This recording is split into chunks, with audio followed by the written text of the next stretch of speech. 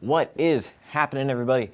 Dom here from Lensprotogo. Quick and dirty video today. Quick because it's absolutely going to be less than 10 minutes. Dirty because I haven't bathed in days. I'm just kidding, that's gross. But this video is going to be nice and short and to the point because I'm going to be covering what is new with the coveted A7 IV from Sony, specifically coming from the perspective of upgrading from the previous model, the A7 III, of course. And kind of on that topic, ultimately, I want to talk at the end about whether that upgrade is going to be worth it for you. And whenever I do a video like this, I'm always pleasantly surprised at something I find out that might make that question a little less straightforward to answer. So I'm kind of excited to talk about this today. So let's dive in. All right, let's chat about the main differences and upgrades. So starting with the outside physical stuff, working our way in. So the A7 IV shares a lot of the traits of like the newer gen Sony alpha cameras. By newer gen, I really just mean like the last couple of releases. One thing right off the bat I'm noticing from handling camera to camera is the A7 IV's grip is just way deeper. They've sort of like improved the geometry and the material. There's even this really like subtle ridge here on the inside of the grip that I love. I always kind of find myself sometimes like barely clinging onto the camera like that. So that's good. It's got this rear dial system right here where this right one kind of works on this like pushy, locky type deal. And I like this on the A7 III, but the video and photo and S&Q mode are on like a little collar that's underneath the actual mode dial. It kind of keeps the mode dial like nice and clean and only for photo stuff. And just in general, the response of all these buttons and dials on the A7 IV are just so nice and robust. They really inspire a lot of confidence, and that's something I think is especially helpful for photo over video. The A7 III's button response was fine. I don't necessarily have any complaints, but just again from camera to camera, the A7 IV's experience is just a lot cleaner. Photo shooters will like this a lot. The EVF is greatly improved on the A7 IV. It's got a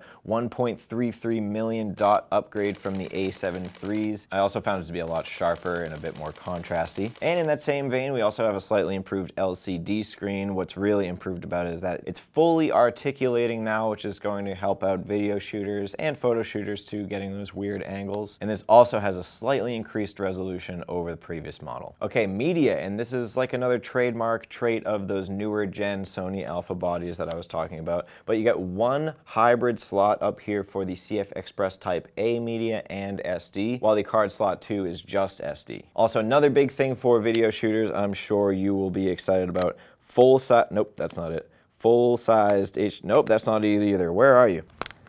Full-sized HDMI on this thing, which is just leagues better than the micro SD input that the A7 III had. Working from outside in, let's talk about something that's kind of like both of those at the same time. New sensor and new processor, and that's really going to be the backbone of all of the changes from model to model here. 33 megapixel BSI CMOS sensor, that's back sensor illumination, coming from the 24.2 megapixel BSI CMOS of the A7 III. So image-wise, that's just obviously going to give you a much larger image, and workflow-wise, that's going to give you a larger file size as well. And of course, to back this up, we need a new processor in this thing. The A7 IV features Sony's new Bions XR processor, and again, this is just going to be another one of those newer gen Sony alpha traits. It pretty much had to have a new processor if it was going to include that CF Express Type A media. You're really not going to be unlocking that media's full potential if it's not being backed up by a processor that can keep up with it. And we'll talk about write speeds and readout and stuff in a second. All right, moving on to newer stuff on the inside. At the very first glance from camera to camera, you would notice that the A7 IV takes the new Sony menu system seen on these newer alpha models. Now, if you are switching over from the A7 III's old menu system, you're probably used to that by now, so you've got to get used to a new menu system again, which kind of stinks, but in my opinion, it's totally worth it. The new Sony menu is just objectively better. But say you're not concerned with mere superficialities like navigating through the menu. Autofocus tech, you're seeing a massive improvement from the A7 III to the A7 IV here. The A7 III had like a hard wall for the face and eye autofocus detection, and it couldn't free flow through other types of AF modes. The A7 IV in continuous autofocus, it will seamlessly switch between subjects and eye and faces. We also have the improved subject tracking here with animals and birds, selective left or right eye autofocus. It's really just much more well realized realized. You were probably already pretty pleased with the A7 III's autofocus. So if you can just imagine, the A7 IV is pretty much more elegant in autofocus in like every way. You're also seeing big improvements in video capture. So like the A7 III, the A7 IV is going to use its entire sensor width to capture an oversampled 4K video. This is one of our favorite things about the A7 III. Unfortunately, the A7 III's 4K video was packaged in an 8-bit container. There wasn't anything you could do about that. The A7 IV, like I said, also delivers full sensor width video, but now from that larger 7K equivalent sensor. So now it's delivering a robustly oversampled 4K video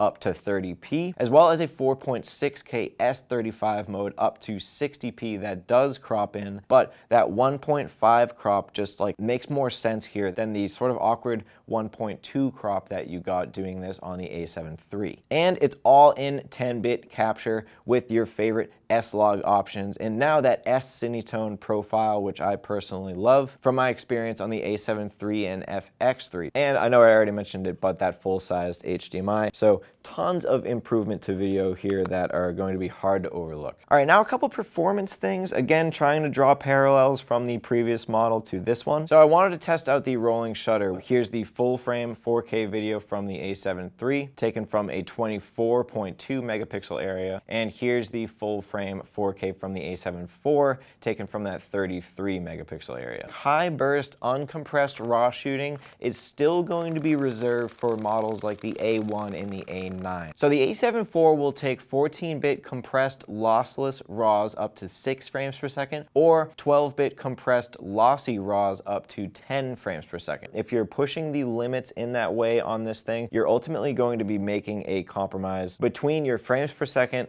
raw bit depth, and if you really push it, buffer time. So do what you want with that. I don't really take stills professionally, especially not in like a high burst scenario, but I'm gonna go ahead and say that most people probably care about that difference in 6 to 10 frames per second than the difference in bit depth of those RAWs. Probably the single solitary thing where the A7 IV is going to underperform when compared to the A7 III is battery life. So with the purchase of this camera, it might not hurt to get an extra NP-FZ100 battery. A couple more things going on the inside that are going to make this pretty awesome. Direct live streaming. Nope, still not it. I'll get it at some point. Direct